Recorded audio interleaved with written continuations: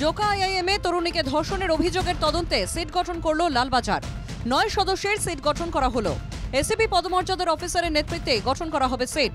Hostel রুমে যে ঘটনা ইতিমধ্যেই সেই ঘর সেল। ঘর থেকে নমুনা সংগ্রহ করা হয়েছে পুলিশের পক্ষ থেকে। সংগ্রহ করা হয়েছে পানীয়ের বোতল, খাবারের প্যাকেট। ঘটনার পুনর্নির্মাণও করতে পারে পুলিশ।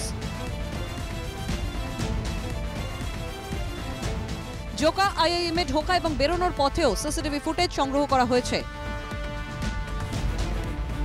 নির্যাতিতার উল্লেখ করার সময় ফুটেজ সংগ্রহ করা হয়েছে। সেই সময়ের আগে ও পরের ফুটেজও সংগ্রহ করেছে পুলিশ। জোকা ধর্ষণে পুলিশের রিপোর্টে দুরকম তথ্য। আইআইএমে কেন গিয়েছিলেন ওই তরুণী? কার কাউন্সেলিং এর প্রয়োজন ছিল? অভিযোগকারিনী নাকি অভিযুক্ত? কে আসলে কাউন্সিলর? এফআইআর অনুযায়ী তরুণী যান অভিযুক্তের কাউন্সেলিং করাতে, কিন্তু পুলিশ রিপোর্টে দুজনকে দুবার কাউন্সিলর হিসেবে উল্লেখ। কেন দুরকম তথ্য? জোকা কাণ্ডে অভিযুক্তের আরও কীর্তি ফাঁস। পরমানন্দের বিরুদ্ধে আগেও হোস্টেলে বান্ধবীদের নিয়ে আসার অভিযোগ। নিরাপত্তারক্ষীদের রীতিমতো হুমকি দিত পরমানন্দ। অন্যান্যদের হুমকি দিয়ে পরমানন্দ ক্যাম্পাসের লেকভিউ হোস্টেলে বান্ধবীদের আনত বলেই অভিযোগ। ক্যাম্পাসের মধ্যেই সারা রাত বান্ধবীদের সঙ্গে চলত দেদার পার্টি।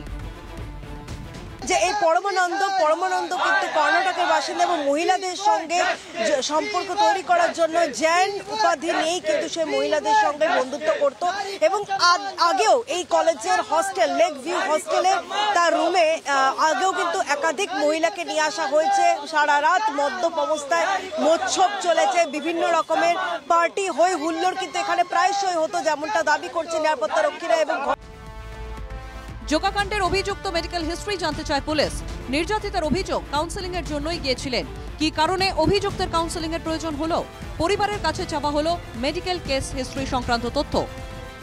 এই যে অভিযুক্ত পরমানন্দ, তার ভূমিকা কি ছিল, তার পরিবারের সঙ্গেও কিন্তু পুলিশ যোগাযোগ করার চেষ্টা করছে যে তারকে যে কাউন্সেলিং করাতে এসেছিল তার কি আদৌ কোনো রকম মানসিক সমস্যা ছিল? পরিবার কি সেই মানসিক সমস্যা সম্পর্কে জানতো? জোকা আইআইএমে ধর্ষণের অভিযোগে তদন্তে এখনো ধোঁয়াশা রয়ে গিয়েছে।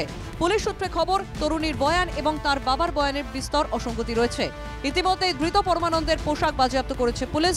সোমবার তার মেডিকো লিগ্যাল টেস্টের সম্ভাবনা রয়েছে।